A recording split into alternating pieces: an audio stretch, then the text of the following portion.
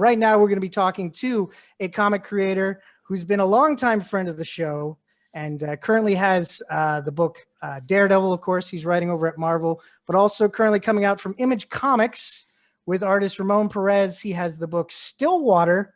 Welcome back to the program, Mr. Chip Zdarsky. Ooh, yay, Chip. Yay, Chip. Your own cheering section. That's good. You got to be. In these times, you got to be. Yes, that's true. That's true. How's it going, man? It's going pretty good. How's it going with you? Oh, not bad, you know. Pandemic, the usual. Yeah. Same day. Every day. Every day. 40 years. Oh, my God. But I'm with someone like you who works at home regularly. I'm guessing this is kind of more of the same, though. It's just maybe you're more dedicated to the writing. I wouldn't say that. Yeah, you know what? It definitely was an easier transition for me than for most people, I think. But I tended to do all my writing in coffee shops. Like I have a studio at home where I would do the drawing, but I always kind of need people around me to write, and so I would go to coffee shops to do it. So I've had to get used to not that. Yeah, so just be in the same spot all day, every day. Being in a coffee shop, I'm just curious, you know, for a lot of people, they would consider that to be, you know, distracting, you know, having all that noise and people and hustle and bustle. Is that what keeps you focused, or do you just like having that hustle and bustle around you to kind of, you know, inspire? Block? Yeah. Well, I mean, me writing in a coffee shop is actually distracting for everyone else in the coffee shop because I make all the sound effects out loud and the moans and the grunts. So that's a problem.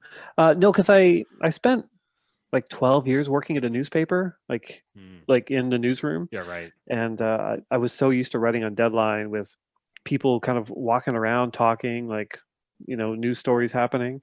I think I just got used to it, and so now I kind of need that low level cacophony. Like I've been doing, like, you know, the YouTube, you know, 4-hour loops of like coffee shop sounds. That's been my life. Does it help? Yeah, it does. Wow. Okay. Yeah. Cool. Yeah, for sure. Yeah, they should make it a bit more realistic and have like just kind of like a background noise of like a couple just kind of breaking up. Yeah. some or gossip about like a mother's group or something. Or a guy That's what I miss. wandering in drunk in a late night hour. Just yeah, looking for exactly. coffee. That'd be good. Definitely. Yeah. No, oh my God. Yeah, that's but me. Of course, with like you're writing all the time. Like I know you've got like 9 different projects in various states. Yeah. Of, you know, preparing, but you know, of course, right now you got Stillwater coming out from Image Comics, and for people who haven't had a chance to check it out yet, tell people what the story's about and where you got the idea. Well, basically, it's about a small town in America where one day they discover in the town that nobody can die within the borders of the town. And so the comic kind of explores what that means for the residents and what the effects are of that kind of that curse on the town, whether it's a curse or a blessing. And our entryway into it is a main character, a young man named Daniel, who goes to the town and discovers the secret and is essentially trapped there. So yeah, so I'm doing that with for Skybound. And it's with local legend Ramon Perez and colorist Mike Spicer, and yeah, it's been a ton of fun. It's been a long time in the works.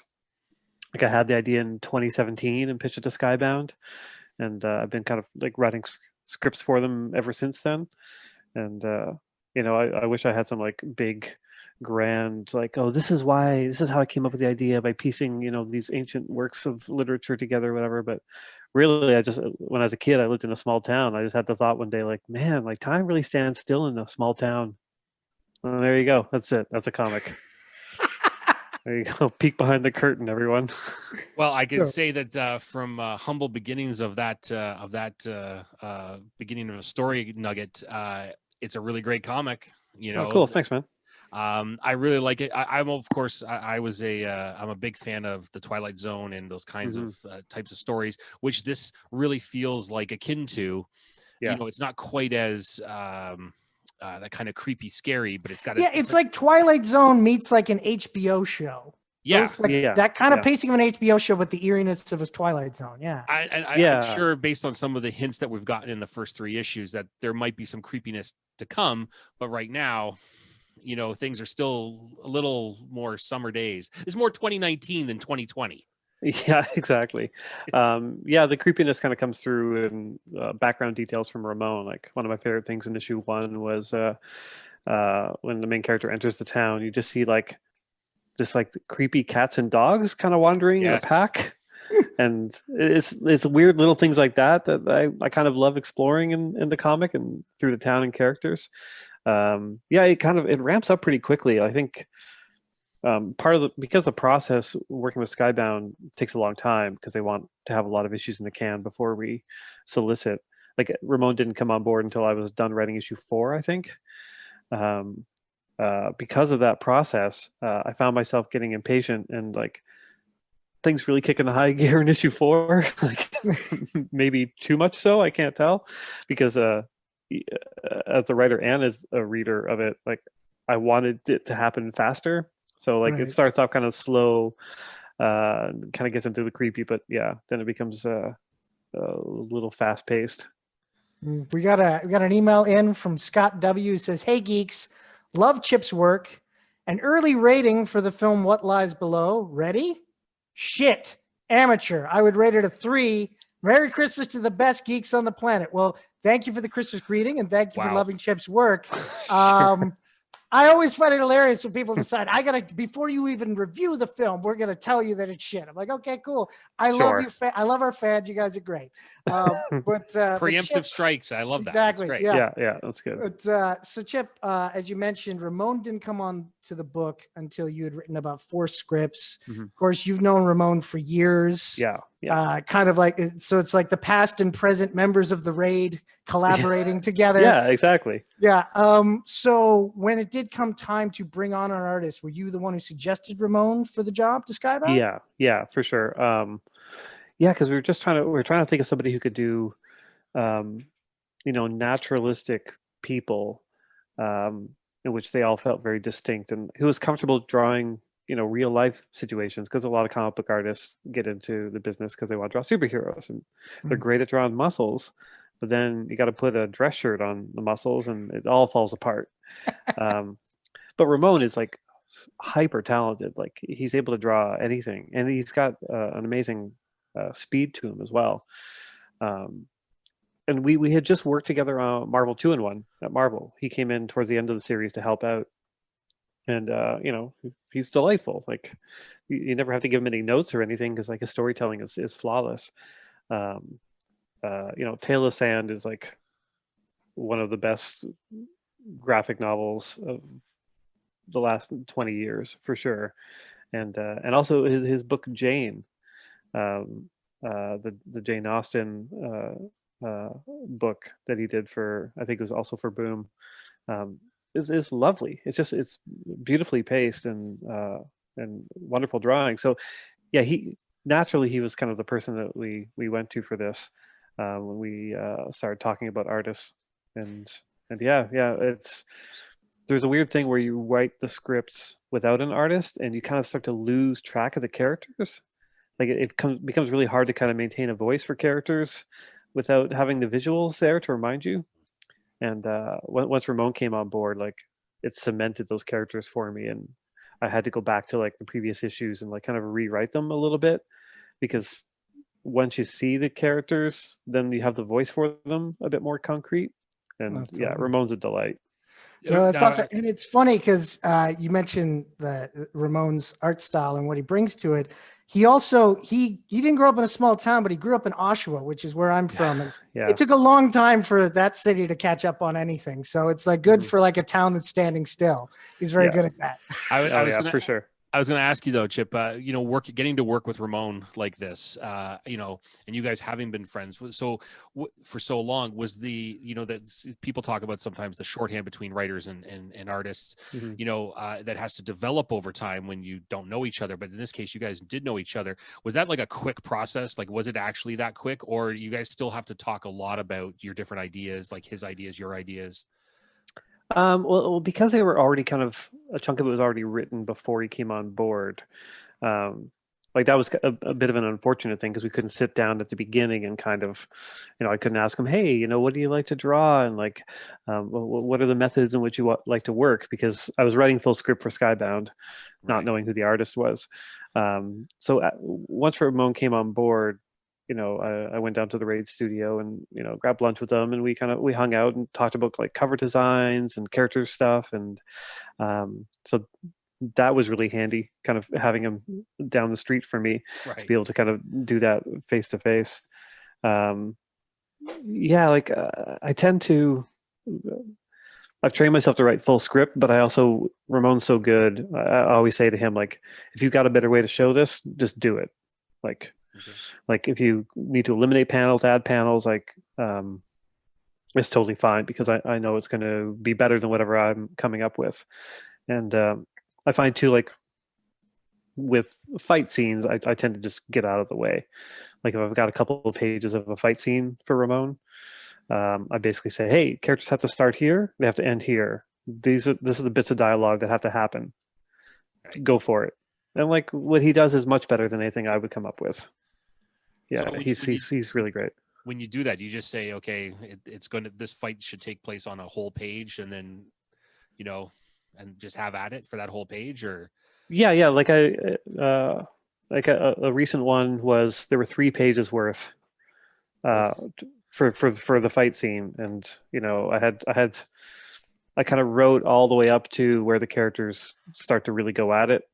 And then I'm like, okay, the rest is all up to you. They just have to end at this point. Like, you have to end with this person, punching that person or falling off a cliff or whatever situation, right? And maybe I'll make a couple suggestions like, oh, they should chop his head off in the middle of this. I don't know, whatever. And Ramon will just incorporate it. Yeah. Him and there are a few artists that I've done that with. Chris Anka, when I was doing Star-Lord, that was his request when I came on board. He's like, hey, I like full script, but let me choreograph the fight scenes. I'm like, oh, yeah, sure, of course. It never even kind of occurred to me to do that before. And yeah, his fight scenes are so good. Right. Well, with Anka, you probably said, let me choreograph the fight scenes and let me choreograph all the shirtlessness. That was his other request. He requested 2 things. Like legitimately, he requested to do his own choreography and that every issue Star-Lord had to lose his shirt. And there was an issue where I forgot to do it, and he still managed to get him shirtless in a very awkward way. like he's like fighting like the Black Cat and her goons or whatever, and he's like fully clothed, and then he gets knocked out and he wakes up in a chair and his shirt's gone.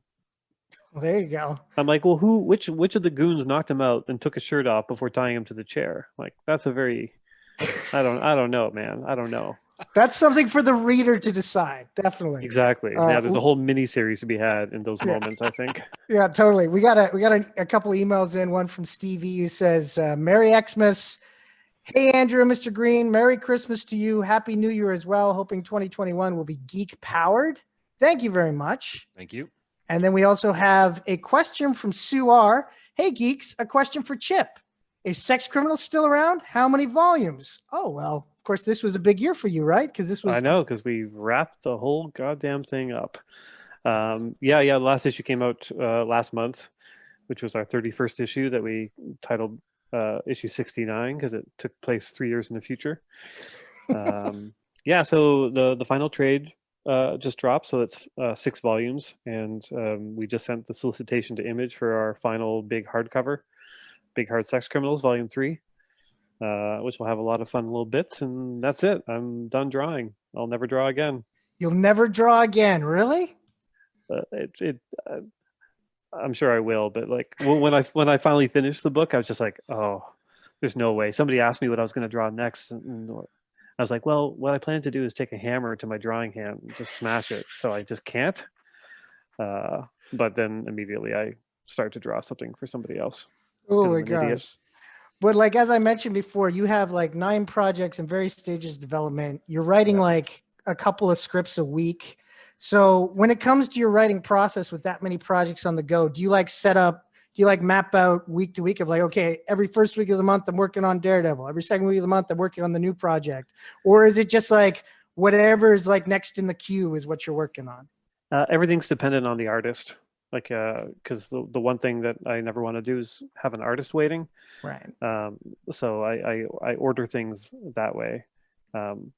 It's been the past couple of months have been pretty good, like kind of getting ahead of stuff. Like the way I plot it out is I plan maybe 3-4 days ahead. Like in my schedule, I just kind of like make little lists for the day of what I have to kind of tackle. And then I have like a major list of the order of all the scripts. So yeah, right now I'm working. A lot of the stuff I've been working on is done and about to be announced, but got maybe 6 projects that I'm working on right now, like consistently doing scripts, and so I have those kind of a master list of the order that I think I should be doing them in, and I switch them around depending on artists and the schedules. Right. Okay. But yeah, cool. it's I mean it's been a lot easier since Sex Criminals ended, Yeah. because that was like a full-time job on top of the full-time job. So now I can just like kind of sit down and breathe and actually write scripts, which is great. Yeah, I'd say Now, so. are all of these projects, are they planned for 2021, or is it 21 and beyond? I think almost everything except for one I think is 2022, but everything right now is 2021. Nice. There's like a bunch of Marvel stuff, a couple of DC things, and a bunch of creator-owned stuff. So yeah, it's that weird thing where you're working on stuff that nobody knows. Like, you mentioned in Daredevil and Stillwater, I'm like, oh yeah, I guess that's all that's coming out right now. Yeah. Like Yeah, that's such a weird idea to me because I'm like constantly writing stuff. Yeah. So there will be a moment in 2021 where it'll look like I'm working too hard when the reality is I'll be done everything. Oh, well, there you go. That's good. Hopefully. Yeah. Good to always be ahead. That's great, Mhm. man. Now, of course, we brought up Daredevil. Yeah. And the most recent issue 25, an amazing issue. It was so good that a guy liked it so much he went on the internet and said that he wants to punch you in the face. It was so good. I get that a lot for a variety of reasons. But no, I did. Like, you actually reposted the review. This guy, I was like, I swear, who said you had a right to do that? He said, I didn't know I wanted that in my life. I want to punch you in the face, man. When you see a review like that, how do you take something like that, man? It's just a joyous feeling, really. Yeah. That's Yeah. what you want to instill in people. Yeah, it was a wild day when issue 25 came out. Like, we've been sitting on that for a long time. And kind of the secret reveal in it. I don't know if we do spoilers on this show or what, but Well, it's been out for a few weeks now, so I think you can talk about it. Yeah. If So if you want. Yeah, of course. Yeah, Elektra as Daredevil is something that we've been working on for like a year now. Wow. And the fact that we managed to keep it secret until like the day before it came out is like, I'm so happy about that. Yeah, because it's tricky with status quo changes like that, because the instinct at Marvel or DC is to telegraph it and be like, 3 months in advance, be like, guess who's going to be the new Daredevil? Yeah. And then, they reveal it. And then because they want to drive people into the stores, I'm like, yeah, but, the people who read our book, I just want them to have the surprise of it, right? Like, I want them to have the surprise of the story. So I had to like have conversations with Marvel about keeping it a secret for as long as they possibly could. And to their credit, they did. They could have sold a ton more copies if they got like an article in like New York Times or Entertainment Weekly or whatever about it, but they trusted me, a man who hates making money, and but it seemed to go over well. Like people generally seem to enjoy the issue, and it's going back for a bunch of different printings and different covers and stuff, and yeah, I'm pretty pleased with how it turned out. Right. No, well, with the series, because we had you on, I think shortly after the series began. So like, I think about the 5th issue we had you on around that time. And now we're up to issue 25.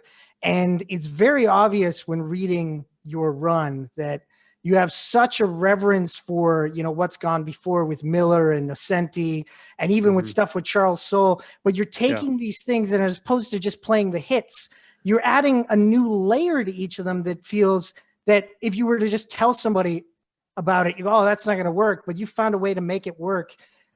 So yeah, when it gets into these characters, like especially with the stuff you've done with Wilson Fisk, how much of like, are you sitting there thinking about their personal arcs before actually thinking about the story?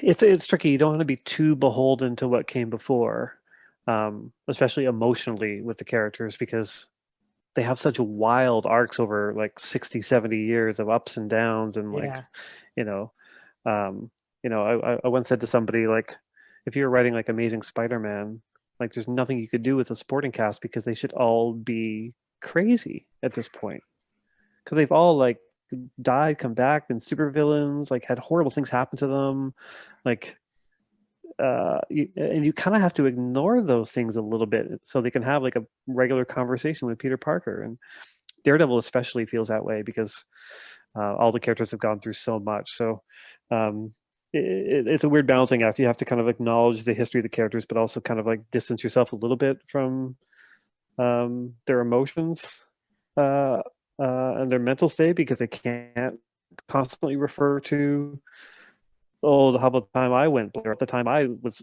almost killed. Like, it just gets too complicated, and then you can't really have an arc for the character. So going into this, I mostly just wanted to focus on kind of the effects of violence. Like, that's the thing I think should be explored in a title like Daredevil, because you can't really do it in, say, Fantastic Four, you know. You know, it's a kind of a traditional story for Daredevil, like him kind of like stopping being the character and then coming back, realizing he's needed. Like, it's well trod ground for sure, but it's in how you do it and the kind of questions you raise along the way to make it a little bit different. And for Wilson Fisk, like, the joy there is trying to make him a sympathetic character while also retaining his bad guyness. And when I first pitched it to Marvel, when I pitched it in the room to all the other writers, the key issue that I wanted to like really drive home to them was issue 13, where Fisk kills the guy in the bathroom just in a blind rage, and then feels fear, you know, for the first time. Maybe not the first time in comics history, but for the sake of my story, for the first time, right? That kind of like new money, old money, like you're never going to rise above who you are and the violence that got you to this point. That stuff really interested me, and I like writing Matt Murdock, but Wilson Fisk is definitely, in more ways, I think, the main character of the book. Yeah, I'd say so. And I think you've done a really good job of showing that, you know, Wilson Fisk and Matt Murdock are two very different people, but at the same time have similar like desires and motivations. And like, they kind of have almost similar arcs, even though they're from different worlds. And so with playing with that duality, was that something that's, you know, that's just inherently in the way you tell the story? Or was that something you really wanted to highlight? Yeah, for sure. I mean, they're both rooted in violence. They both have childhoods that kind of revolve around it. And they both pretend that they've got past it. Like Matt Murdock becoming the lawyer, Fisk wearing the suit and tie is the kingpin. You know, they're kind of pretending at being respectable, because in their other lives, they're not. Like, they're still violent. They're still beating up people. That's what I think. That's why they work so well together, because they are kind of reflections of each other.